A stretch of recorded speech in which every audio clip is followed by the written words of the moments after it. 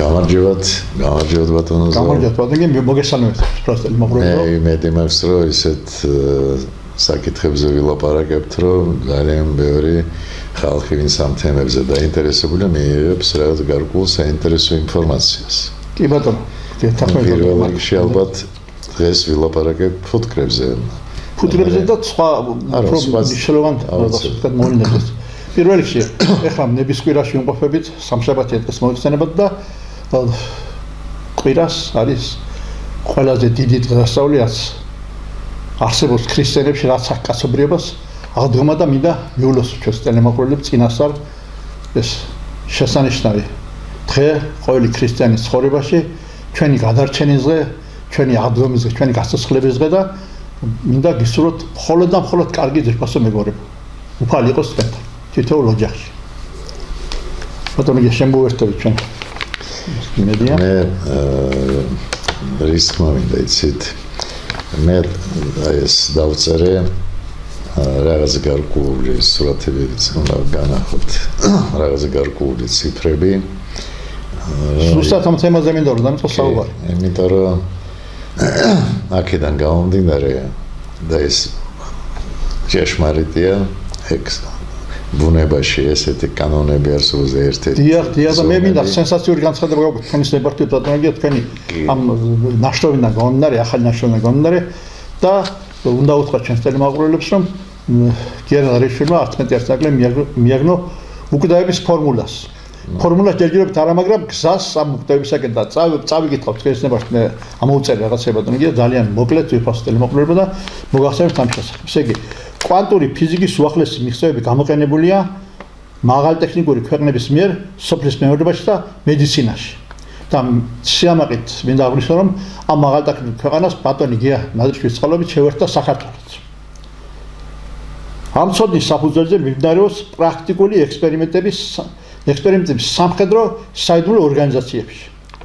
არსებობს ამ შეაძლებლობის გამოყენების პერსპექტივა პრაქტიკულ ტელეპორტაციაში, ტელეპორტაციის შესახებ დაწვრილებით შემდეგ ამ ჟელოების შესახებ უკვე კარგახანია მოიპოვება სამეცნიერო ლიტერატურა.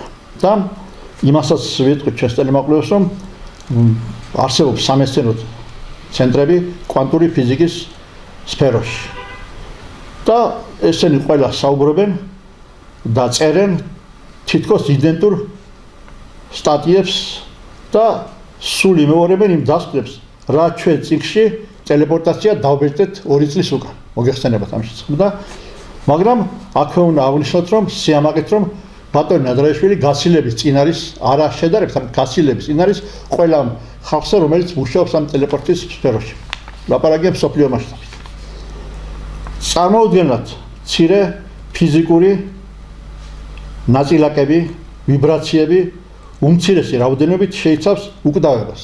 ეს თქვენი სიტყვები ბატონო გია და სულისა და უმცირესი იდენტიფიცირების ნაწილაკები, ვიბრაციები აქედან გამომდინარეობს, რომ და მიუხედავად იმაზე, რომ სული უკვდავია და ბუნებრივია მისი კომპონენტი არის ენერგოინფორმაცია პირველ რიგში, რომელიც შედგება კოსმოსის მიერ დაგროვილი ისტორიული ნაწილაკებისგან და ამ ყველაფერი უძურია თუ არ იქნა გაზევების რაოდენობა, აქ ჩვენ 1 მილიონი გვიწერია, ხო? მეათე ხარისხის. კი.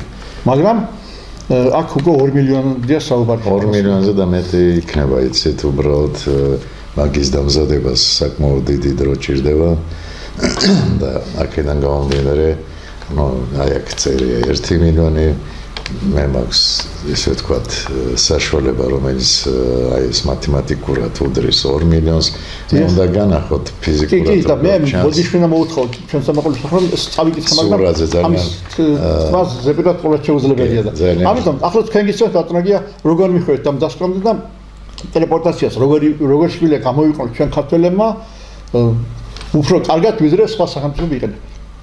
ამისთვის ალბათ რაღაც გარკვეული ცოდნა ჭირდება ადამიანობას და მით უმეტეს სპეციალისტებს და ცდები. Yeah. ეს ცდები ძალიან ესე ვთქვათ დიდ ხანს დიდი დრო დაიკავებს მე შემიძლია ვთქვა რომ რადგანაც ადამიანობა მივიდა აი ამ ზომებთან აქედან გამომდინარე შეიძლება ნებისმიერი წამალი გაკეთდეს კიბოს წამალიც კი აი ამაზე უფრო დაწვრილეთ და კიბოს თქვენ ახლა ამბობდით რომ შეგიძლიათ კიბოს აუცილებლად კიბოსაც აქვს თავისი რაღაც გარკვეული ესე ვთქვათ კვანტური მექანიკის საშუალებით რაღაც გარკვეული ფუნქციები და ნუ როგორც ჩვენ თქვით რომ სულ ყველაფერი დაკავშირებული რაღაც გარკვეულ ტალღებთან და რაღაც გარკვეულ ენერგიასთან კიბოს უჯრედს ექნება თქვათ დადებითი ტალღები რომელიც დადებითი ენერგია და უარყოფითი ენერგია ნუ რაღაცა გარკვეული რაოდენობა ესე ვთქვათ დადებითი ენერგიის აძლევს საშუალებას კიბოს უჯრედს სიცოცხლის უნარი მაგრამ რაღაც გარკვეული უარყოფითი თქვათ ენერგია აძლევს საშუალებას თქვათ ამ ადამიანობას ან თქვათ ამ ცოდნას საშუალება რომ ეს ენერგია გავზარდოთ კიბოს უჯრედის დონეზე და კიბოს უჯრედი ესე ვთქვათ დაიძინებს იქიდან გამომდინარე რომ სულ ყველაფერი რაც ჩვენ ორგანიზმში და უჯრედში და ატომში ჭეშმარიტად მოქმედებს და გამოიწვევს რაღაც გარკვეულ ესე ვთქვათ პროცესებს ამ ცოდნის აი ამ მეთოდით გვაძლევს საშუალება რომ ჩავერიოთ აი ამ პროცესებში და ამ ჩარევის მერე ჩვენ ხელშია უკვე გამოყენება იმ ძალების რომელიც ნუ დავარქვათ კოსმოსური ძალები. ახლა უნდა შეგაწყვეტოთ ერთი რამის გამო აი ქირურგიული ჩარევის გარეშე ხდება აუცილებლად არსებობს რაღაც გარკვეული მიმართულები სადაც ჩვენ ვერ ჩავერევით ეს არის მექანიკური მომენტები იგივე თქვათ ქირურგი ეს მექანიკური მეთოდია მაგრამ რასაც ქვია ესე ვთქვათ ქრონიკულ პროცესებს რომელსაც პირდაპირ კავშირში აქვს აი ამ პროცესს აი ცვლილებები უჯრედის დონეზე აი იქ შეიძლება ჩავერიოთ ნებისმიერ ეტაპზე კიბოს განვითარების რამდენიმე ეტაპია ხო? კი ნებისმიერ ეტაპზე და არა მარტო კიბოს დროს ნებისმიერი ესე ვთქვათ ქრონიკული დაავადებების დროს აი უბრალოდ ახლა რომ გასაგები იყოს ყველას აი თქვათ ადამიანს აქვს ღმერთმა ყველა საშუალებას მაგრამ ხდება ხო ესეთი უბედურებაც ადამიანს აქვს კიბო აი თქვენთან რომ მოვიდეს როგორ უნდა მოვიდეს ამას ახლა ჩვენ ტელეეკრანზე პერიოდულად გამოჩნდება ხოლმე ჩვენი ასე ვთქვათ მეგობრის და ასე ვთქვათ ჩვენი გუნდის წევრის ბატონი გიასანოდის ტელეფონის ნომერი და ამ ნომერზე შეუძლიათ დაურეკონ და ამის საშუალებით დაიკავშირდნენ თქვენ და იმ ხალხსაც რომელიც მუშაობენ ამ პრობლემებზე მაგრამ ახლა მე სხვა რამე მაინტერესებს ესე იგი აი თქვა და ადამიანი სანამ დაიკავშირდება თქვენ და სანამ დაუკავშირდება ბატონ გიას აი მას რა უნდა რო უთხრათ მაყურებელს ახლა რა უნდა გქონდეს თან რომ მოვიდეს თქვენთან მონაცემები იცით კიბოს სხვადასხვანაირი კიბოები არსებობს და სხვადასხვანაირი დასახელებაც არსებობს მაგრამ მე მაინტერესებს ლოკალიზაცია რის კიბო არის იმიტომ რომ ლოკალიზაცია დიდი მნიშვნელობა აქვს სხვადასხვა ლოკალიზაციის გამო სხვადასხვა ანუ ანალიზების პასუხისმგებლობა აუცილებლად მდგომარეობა იცით მე ძალიან ბევრჯერ ვამბობ რომ თუ ორგანიზმს ჯერ კიდე ბრძოლის უნარი აქვს აუცილებლად გვექნება რაღაც გარკვეული შედეგი ეს ამდენხან შეიძლება უთხრათ პაციენტს რომელიც მოვიდა თქვენთან მაგის თქმა რთულია მაგრამ ანალიზებს რო გადავხედავთ თვითონს ესე იგი თავის ანალიზს რო გადავხედავთ ანალიზებს ჩვენ მიახლოებით ნუ მე პირადად ხვდები რასთან მაქვს საქმე მაგრამ სამწუხაროდ აი იმ თქვა ძალებს რომელსაც ჯერ კიდე აქვს ბრძოლის უნარი ჩვენ მაგას ვერ ხედავ და აი ეგრეს კვანტური მედიცინა იმისთვის შეიქმნა რომ აი ეს ენერგეტიკული ძალა იყოს ნანახი აი იგივე რაც ტრამპი გააკეთა ხო კი მთელი ამერიკა ლაპარაკობს ახლა მაგაზე მაგრამ ჩვენ რამდენად წინ ვართ აი თქვენ აღნიშნეთ თქვენ ნაშრომში რომ წინ ხართ თქვენ ამ სხვებთან შედარებით და რამდენად წინ ვართ ჩვენ დაუშვათ ამერიკელებს და ნებისმიერ სხვა მეცნიერებს ამ მიმართულებით ნუ ალბათ ეს ისევ აი ამ ენერგიის გამოყენების ესე ვთქვათ პრინციპი და აუცილებლად სხვადასხვა ენერგია მივაწოდოთ ნუ ნებისმიერ თქვათ ავანტყოფს გააჩნია მაგას რა ენერგია ჭირდება რა ტალღა ჭირდება ეხლა ალბათ ამერიკაში არის და ნებისმიერ სხვა ქვეყანაში მუშაობენ იმისთვის, რომ ტალღების ესე ვთქვათ გრადაცია გაკეთდნენ და მოიძებნოს ის ტალღა, რომელიც ჭირდება აი ამ კონკრეტულ შემთხვევაში. ნაწილობრივად ეს გზა გავდილი გვაქვს, აღწერილი გვაქვს და არა მარტო ვთქვათ ჩემი მონაცემებით ეს კლასიკურად ადამიანობა მუშაობს ამ გზით და რაღაც გარკვეული ძალიან სერიოზული მონაცემები არსებობს, რომელიც მეც ზოგადად კომპიუტერით საშუალებით ვიღებ, ხედავ, ვკითხულობ და მე ვთქვათ ვიყენებ სხვადასხვა შემთხვევაში. ბატონო, რა უნდა გითხრათ, თქვენ რო ეს ყურმოყრული ამბავი არ ვესწრებოno ჩვენთან, თქვენ გქონდათ ურთიერთობა ავადმყოფთან, რომელიც დაავადებული იყო ამ დაავადებით, სიმსივნით. და ხშირ შემთხვევაში თქვენ ხონდათ წარმატებები. ნუ სამწუხაროდ ალბათ პროცენტულად უფრო მეტი მინდა პროცენტი რო იყოს, ვიდრე რაც მე დღესდღეობით თქვათ დადებითი შედეგებით და გამომდინარე. მაგრამ სრული განკურნება თუ არსებობს ანტიბიოტიკებთან, ქირურგიული ჩარევის გარეშე კი როგორ არა. ისე ვიტყვი იმას, რომ გააჩნია რამდენად ღრმად შესულია პროცესი და რამდენად ორგანიზმს თქვათ ბრძოლის უნარი აქვს თუ არ აქვს. თუ ბრძოლის უნარი აქვს, ეს არის ძალიან პერსპექტიულია ამ ჩარევის მერე ამ დაავადების თქვათ დამარცხება. ასე იგი დამარცხება ასე იგი. კი, გააჩნია ისევ შემთხვევას, გააჩნია რაღაც გარკვეულ ინდივიდუალურ ესე ვთქვათ საშუალებებს და გააჩნია თვითონ პაციენტს. სამწუხაროდ მე შემიძლია ვთქვა და ვინც ახლა გვისმენს ალბათ დამის იგივე სიტყვის, რაც ახლა მე ვიტყვი, რომ ძალიან ხშირი შემთხვევები იყო, როდესაც მე ვთავაზობდი ჩემი თქვათ ჩარევა პაციენტის თქვათ დავარქვათ განკურნების, მაგრამ ადამიანმა გამოირჩია სხვა გზა და არის შემთხვევები, როდესაც შედეგიანი გამოდგა ის გზა პროცენტულად რთულია მაგის პროცენტის თქმა. არის შემთხვევები, როდესაც ის გზა არ გამოართლა და არის შემთხვევები, როდესაც იმ წამლებს ღებულობენ ამ წამლებთან ერთად და პროცენტულად იცით დაკვირვებას ხედავ პროცენტულად მეტად უფრო შედეგიანი.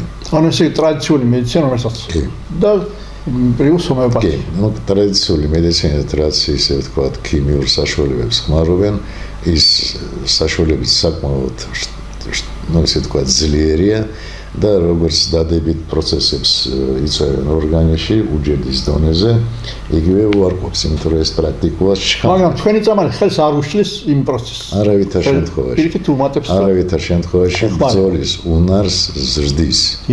და აქედან გამომდინარე ის ქიმიური საშუალება კი რაღაც გარკვეულ რაოდენობას უჯრედებს თქვათ კლავს, ანადგურებს, მაგრამ აი ეს მეთოდი აძლევს საშუალებას, რომ აი ეს რაოდენობა პროცენტულად ესე თქვათ რაღაც გარკვეული კრიტერიუმი არსებობს, რომ შერჩეს ის დადებითი ცოცხალი უჯრედები, რომელსაც აქვს თვითონ ბრძოლის უნარი.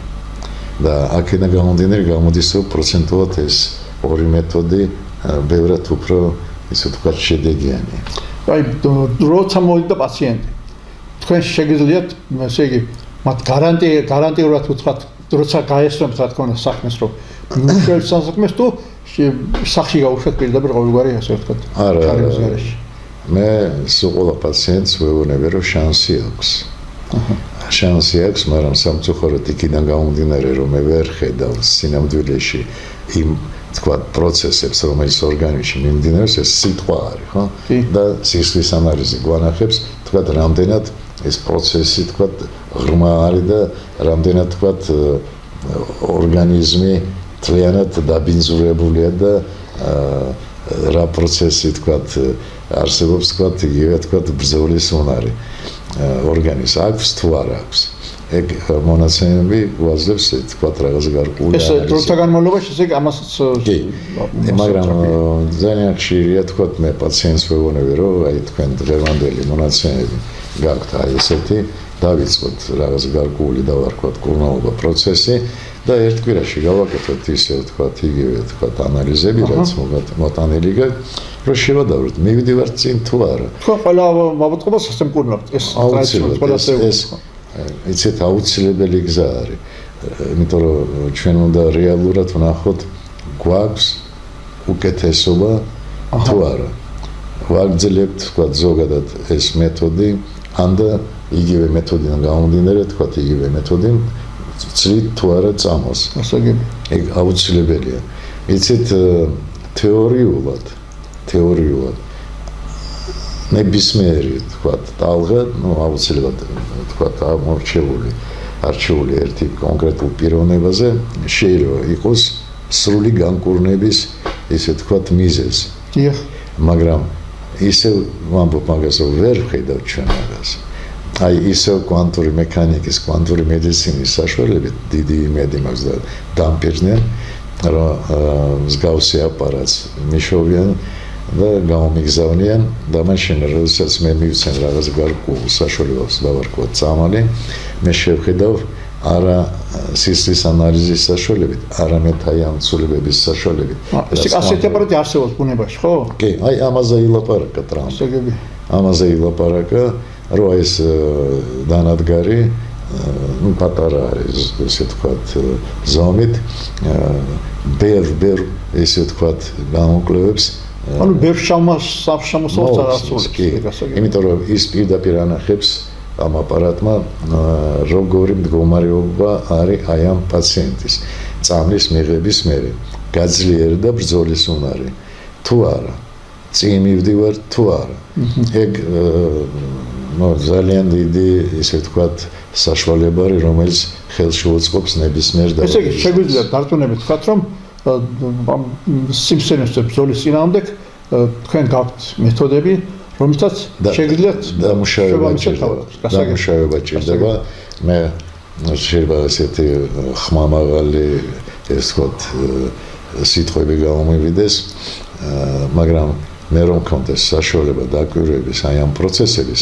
არ ვიცი რამდენ ხანში ერთ წელიწადში ერთ თვეში სამ წელიწადში აუცილებლად მოვნახავდი რაღაც გარკვეულ საშუალებას ოპტიმალურ გზას ამის გადასარჩენად პატრონია ეხლა ისე რითაც დავიწყეთ იმას დავუბრუნდეთ ჩვენ ესე იგი უკვდავების ნაწილაკები უკვდავების გზა აი რა სქემები გაქვთ და რა არის ეს მინდა რომ მაყურებელმა ნახოს იმიტომ რომ როდესაც ჩვენ ვამბობთ თქვა 10 -10 ხარისხში ცოტა რთულია თქვა მაგის გზა მე საიდან გამოდივარ იცი ჩვენ ალბათ 2 წლის თუ 3 წლის უკან მქონდა ამაზე განცხადება რომ ძირითადი მიზეზი და მიზანი ნადარიშვილის ამ მოღვაწეობის იყო იმან რომ ის რომ ადამიანმა მიაღწიოს მოსეს ასაკამდე ანუ 100 წლამდე აი ამითკენ მიდის ყველაფერი და აი ახლა ამასაც ძალიან რეალურია პერსპექტივაში რომ ვთქვათ ნუ ამის საშუალებით იქნება თუ სხვა რაღაცა გარკვეული მეთოდის საშუალებით ადამიანობა მივიდეს ამ დონემდე აგაშენა აი ახლა გველაპარაკეთ მეცნიერულად თუ ნუ აი ეს არის როგორც მაგალითი იცით ახლა განახეთ აი ეს არის ატომის ზომა და ნუ ეს ჩვენ მოგონილი არის ეს არის კლასიკური ესე თქვა ფიზიკოსების ესე თქვა 10 მინუს მე-10 ხარისხში ეჯერ დასაწყისია აი ეს არის 10-27 ხარისხში ეს არის ესე თქვა პლანკის მოდმევი რომელიც ნუ ეინშტეინმა თქვა და პლანკმა რომ ამაზე პატარა ნაწილაკი სამყაროში არ არსებობს და ადამიანს აუგზავნეს აი აქ მისვლაც კი და მე ერთხელ უკვე თქვი ახლა მეორედ ვამბობ რომ ჟენევაში კოლაიდერზე მიიღეს ნაწილაკი რომელიც უდრიდა 10-18 ხარისხში და დაარქვეს ჰიგსის ბოზონი და ძალიან უხარიათ რომ ეს ნაწილაკი მიიღეს მაგრამ ნახეთ მომაწოდეთ დავდაფით ჩვენ ხმარობთ აი ესეთ გაზებებებს ეს საერთოდ არ ეს არის 10-400 ხარისხში ეგ რა ესეც არ არის კიდე ბოლო არ არის ბოლო მაგრამ ეს ფანტასტიკურად მუშაობს ეს საშუალება და პრაქტიკულად ნუ 90% მომუშავებ აი ესეთ გაზებებით მაგრამ ნახეთ არსებობს კიდე აი ესეთი გაზავება 10 მინუს მილიონი 1 მილიონი ხარისში და აქ საინტერესოა მე პირადად ერთი წამალი მაქვს 10 მინუს 2 მილიონი. აი მაგ მაინტერესებდა ყველაზე მეტად. ესეც არ არის, ასე ვთქვათ, საბოლოო შედეგი. ის 2 მილიონიც არ არის საბოლოო. არა, შეიძლება 4 მილიონზეც ავიდეთ, შეიძლება 10 მილიონზე ავიდეთ. ესე თქვენ გამოდიხართ სამყაროს უსასრულობიდან. ეს ესე იგი სცენარიც, ასე ვთქვათ, ამის მიხედვით იწერება. რა არის, იცით? რადგანაც აი ესეთი გაზავება ორგანიზმში რო შედის მუშაობს. დიახ. უნდა თქვათ ვიფიქროთ რაზე მუშაობს, რას ცვლის და ისევ მოვდივართ აი ატომზე. ეს არის ატომი და აი ამ სივრცეში ბირთვის და ელექტრონის რაც ჩვენ წიგნში პრინციპში წერია. კი, აი წიგნში ტელეპორტაციაზე როსაც დავწერთ. აი ამ სივრცეში უამრავი ტალღა არის იმდენი ტალღა არის წამის 1/4-ში, რამდენიც მოლეკულა მთელ თბილისში არ არის. ასე იგი მოლეკულა და აი ამ ნებისმიერ ტალღას, სულ ყველა ტალღას, რა ვიცი, გარკვეული რაოდენობა, ან და თქვა შეიძლება ერთი ტალღა აქვს თავისი ისტორია. თავისი ისტორია, თავისი დატვირთვა და თავის ფუნქციას ასრულებს და კი მოიქნება თუ სხვა დაავადება, აქედან იწყება სულ ყველაფერი.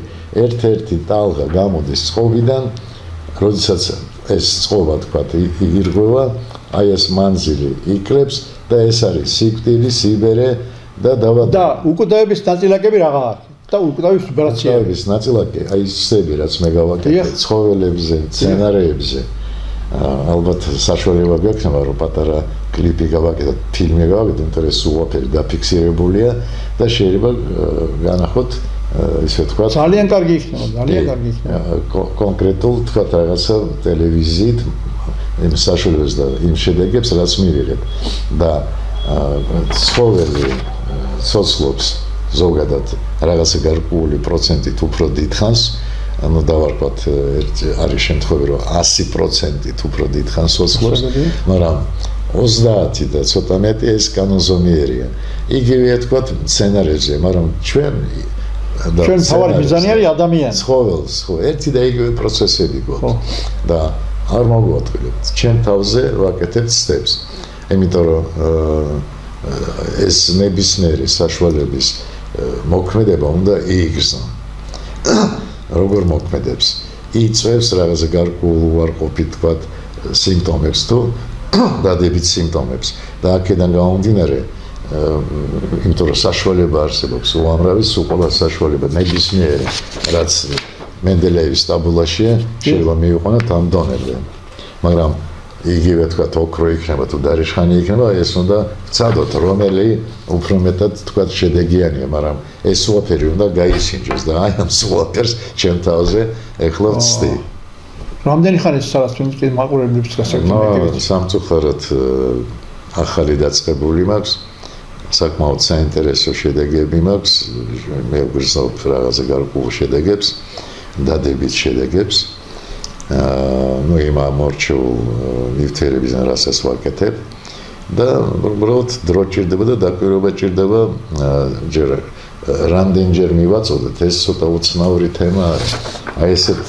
წამალს ორგანიზმს რო აძლევ დღეში აჯერ უნდა მისცე თუ თვეში ერთხელ ეს ყველაფერი ამის სიკვდილის პროცესში ბრძანებით ახლა აუცილებლად და როდის ვფიქრობთ ამის დასრულებას მაინც პირველ ეტაპში ალბათ ეს საკმაოდ დიდი გზა არის არ ვიცი აი ჩვენ თქვენი თანამშრომლები როდის ჩავერთვით ამ პროცესში ამის თქვა მინდოდა ну აი რასაც მე ახლა თქვა ცდი და ვხედავ რომ დადებითად მოქმედებს ჯერჯერობით თუ მე მივიღე ეს წინსვლა უკეთესობა იმდანად ნუ თქვა 30%-ით მაშინ თქვენს შემოგთავაზეთ ეს როდის საპირებს ამის მიღებას დაახლოებით ну ალბათ ორი თვე ნახევარ წელიწადი დამჭირდება ნახევარ წელიწადი მოვიცით ბატონო ჩვენს ტელემოყოლებთან ერთად მაგრამ ეხლა მე ჩვენ ახლა ვლაპარაკობთ სიმსივნეს ეხლა რა უჯდება ადამიანს ამასაც ვერ დავმალავ აი თქვენ კლინიკაში მკურნალობა კიბოს მაგალითად წინააღმდეგ დაახლოებით რა თანხები ჯდებეს მაგის თქმა რთულია იმიტომ რომ შეიძლება წამალი გზა და გზა შეიცვალოს, აქედან გამომდინარე ფასის გაიზარდოს, მაგრამ პირდაპირ შემიძლია თქვა ალბათ 100%-ით ნაკლები. ასეც ჩვეულებრივ ასე ვთქვათ. კი, აი ამ მეთოდებს რაც დღეს ხმარობენ. ისე ვამბობ, რომ იმ მეთოდებს თავისი ადგილი აქვს, თავისი გზები აქვს, მაგრამ მე ერთ-ერთ გადაცემაში ვთქვი, არსებობს ესეთი დაავადება, რომელსაც ქვია კუნთების ატროფია და ოფიციალურად შეგიძლიათ გახსნათ ინტერნეტი, ამ წამლის ფასი 2 მილიონი. კი. შეიძლება დღეს ნაკლები, მაგრამ იქაც არ იძლევიან გარანტიას და მე ვიცი, მე არ მინახია, მაგრამ ვიცი, ხალხს უყიდია ის სამალი და შედეგი არ მიუღიათ. მაგრამ თქვენ კუნალობით ტაჯიკ არა მართლა ტაჯიკს. ხო, მაგრამ რამდენიმე ტაჯიკი ქვეყნიდან ჩამოსულია მსგავსი დიაგნოზით პაციენტები და საკმაოდ პერსპექტიული შედეგები უკვე მიღებული გვაქვს. აი ძალიან იოლია მაგის ახსნა, ისეთ ეხლა მაგ ტელევიზორში მე ამას ვერ ვიტყვი, მაგას საკმაოდ დიდი დრო დაჭირდება. მაგრამ ნებისმიერ მეცნიერს, ვინც მოვა ჩემთან იგივე ექიმს, რომელსაც აზროვნების ესე თქვა საშუალება აქვს, აუხსნე ამ მეთოდს და დარწმუნებული ვარ, რომ დამეთანხმდება. იმიტომ რომ ამის ახსნა ძალიან იოლია. უბრალოდ ამისთვის უნდა იცოდეთ ცოტა ფიზიკა და ცოტა ბიოლოგია.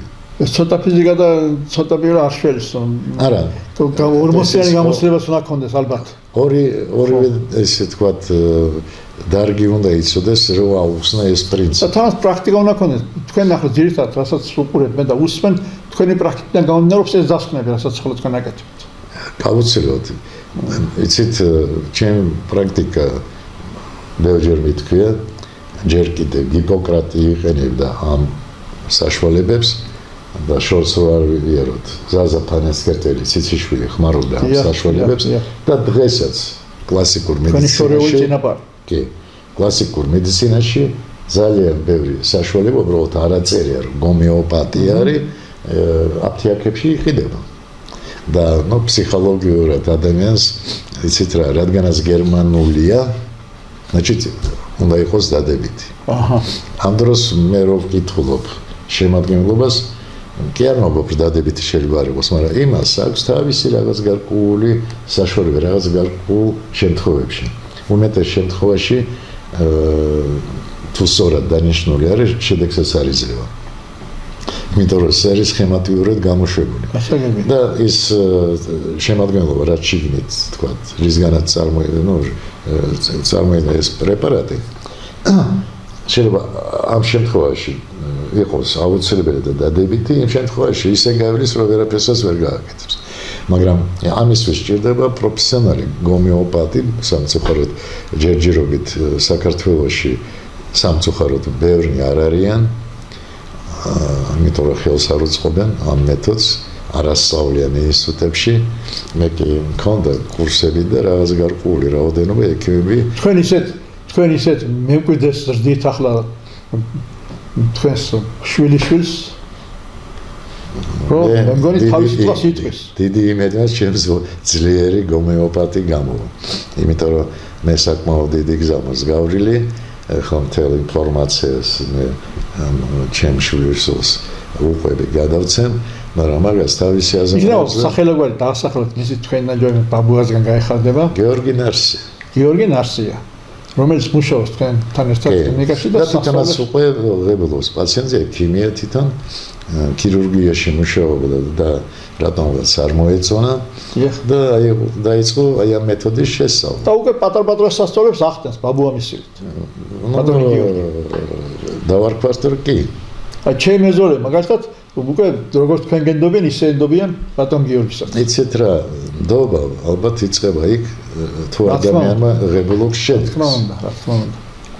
და ისე ვიმბრუნდები რომ გომეოპათია 2000 საუკუნე არის და აქედან უამრავი ინფორმაცია დაგროვილი. მთავარია ეს შეისწავლო, მივხვდე რაზე ლაპარაკით და სწორად გამოიყენო. კი ბატონო. კი ბატონო, ერთი მხრივ ვითომ ძალიან იოლევნა, მეორე მხრივ საკმაოდ დიდი შრომა და ინფორმაცია უნდა დააგროვოს ნებისმიერი პიროვნება, ვინც მოიქილი, ვინც ამ გზით დაამუშავოს, მივხვდეს რაზე ლაპარაკი და როგორ შეუძლია გამოიყენოს ეს საშუალება. ამიტომ არსია ნადარიშვილის ტანდემი იმუშავებს, რომ მოგონია დიდ ხანს და დიდი წელი. დიდი იმედია, რომ ჩემზე უკეთესი ხალხი მერცხმაკნას და იმიტომ რომ მე მსგავსი მასწავლებელი არ ავყავდი.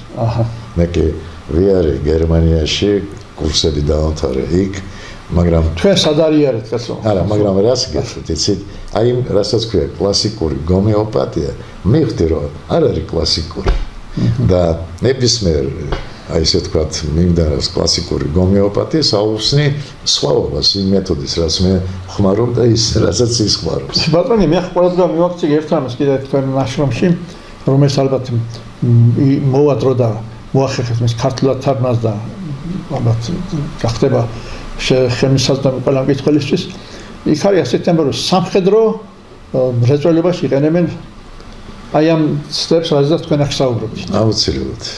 აუცილებლად მე ერთ-ერთი გვარსახელს არ ვიტყვი, პაციენტი, რომელიც კომუნისტების დროს მუშაობდა ერთ-ერთ დახურულ ინსტიტუტში, სადაც არ უშვებდნენ არავის, ის ინფორმაცია გარეთ არ გამოდიოდა და იმ კაცმა მე მომიყვა, რომ აი ამ დახურულ ინსტიტუტში განყოფილება იყო, რომელიც უფრო მეტად დახურული იყო და იქ მუშაობდნენ აი ამ მეთოდების სწავლაში.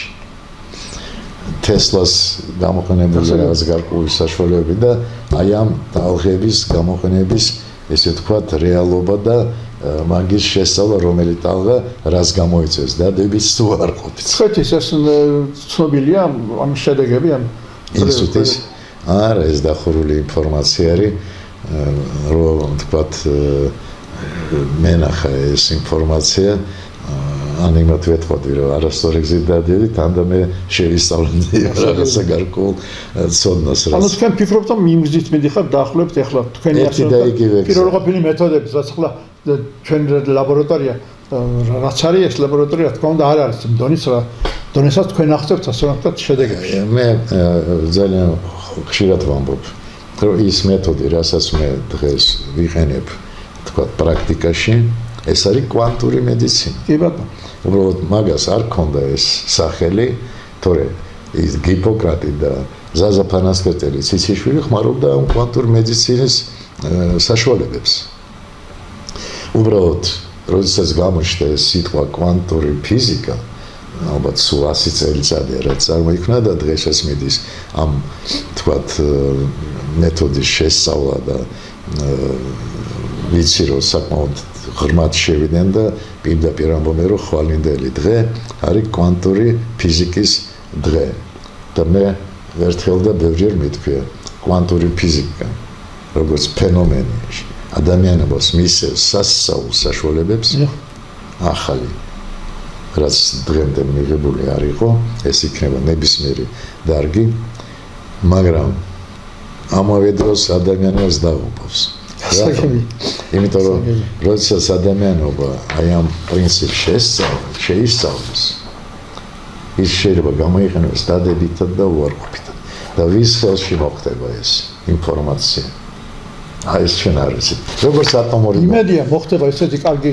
ხალხის ხელში როგორც არის ჩვენი საერთო მეგობარი ბატონი მამუკა რომელსაც დღეს აქვს დაბადების დღე ჟორჟოლიანს ჩემბატონო მინდა აქედან მივესალმოთ და უსურვოთ დიდხანს და ცოცხლ და კარგად ყოფნა მოგესალმებით ბატონო მამუკა კიდევ ერთხელ ეს ბატონი გიას განუყრელი მეგობარია და არ შეგვეძლო ჩვენი გადაცემაში არ გვეხსენებია მის სახელგვარი და ისევ ისეთ დაბრუნდებით კვანტურ მედიცინაში მე მინდა ვთქვა რომ საქართველოში აუცილებლად უნდა შეიქმნას რაღაც გარკვეული დარგი რაღაც გარკვეული ინსტიტუტთან ერთად მიმართულით იქნება კვანტურ სოფლის მეურნეობა იქნება თუ მედიცინა ის პრაქტიკულად ერთია რომ ჩვენ გამოვიყენოთ ის რაღაც გარკვეული გზა რაც მე გავიარე და ალბათ კიდე რამდენიმე პიროვნება საქართველოში